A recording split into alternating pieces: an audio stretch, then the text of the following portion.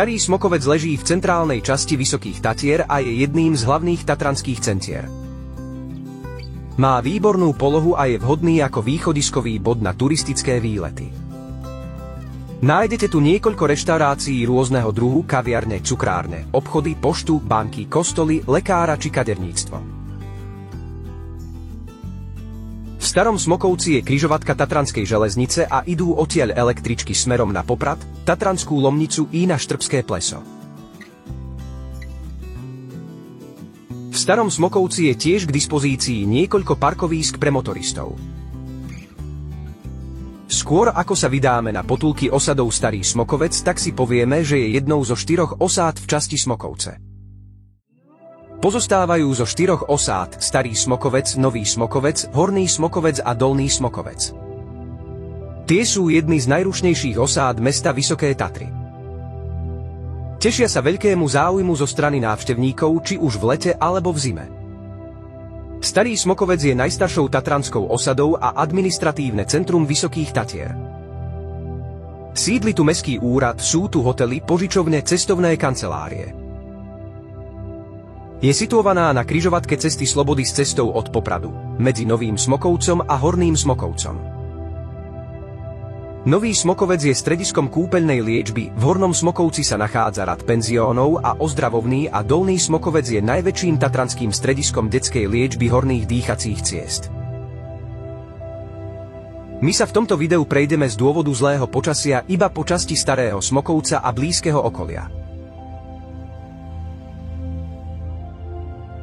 Osada Starý Smokovec leží na južnom svahu Slavkovského štítu a bola založená v roku 1793 pri Smokoveckom minerálnom prameni. Je najstaršou tatranskou turisticko-rekreačnou osadou. Základ jej názvu možno odvodzovať z pohanského kultu slovanského zmoka, patróna hutníkov, ktorí tu od laténskej doby tavili železnú rudu. Smokovecká kyselka je jeden z viacerých prameňov v oblasti tektonického okraja Vysokých Tatier na území osady Starý Smokovec. Nachádza sa v závere dolinky pod Kalváriou. Oficiálne je uznaný ako prírodný minerálny zdroj a je pozorovaný a kontrolovaný. Ide o výver prírodnej hydrohličitanovej, vápenatohorečnatej a uhličitej studenej hypotonickej minerálnej vody s farbou železicej vody s teplotou 6 stupňov Celzia.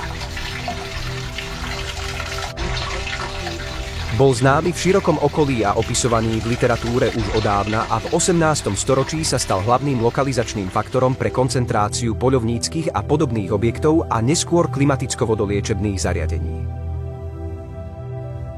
Najstaršie zachované stavby sú nedaleko prameňov Smokoveckej kyselky.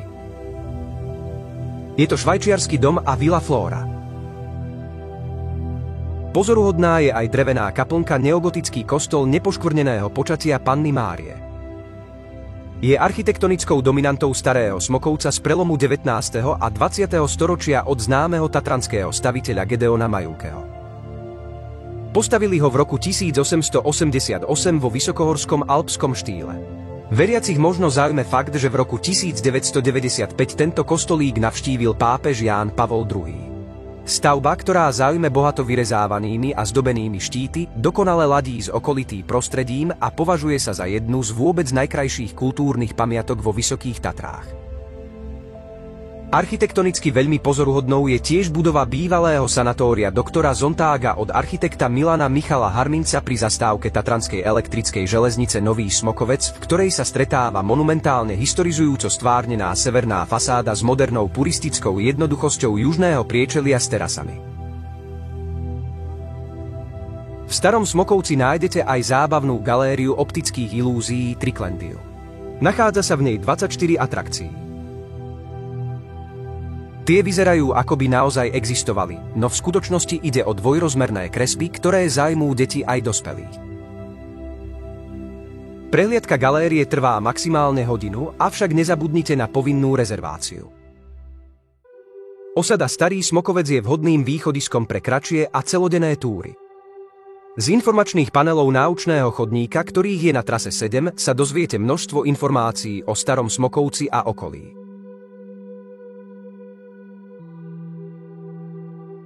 Sprevádzaní kvapkami dažďa prechádzame od autobusovej zastávky k osade Nový Smokovec, ktorá vznikla predovšetkým ako liečebná osada.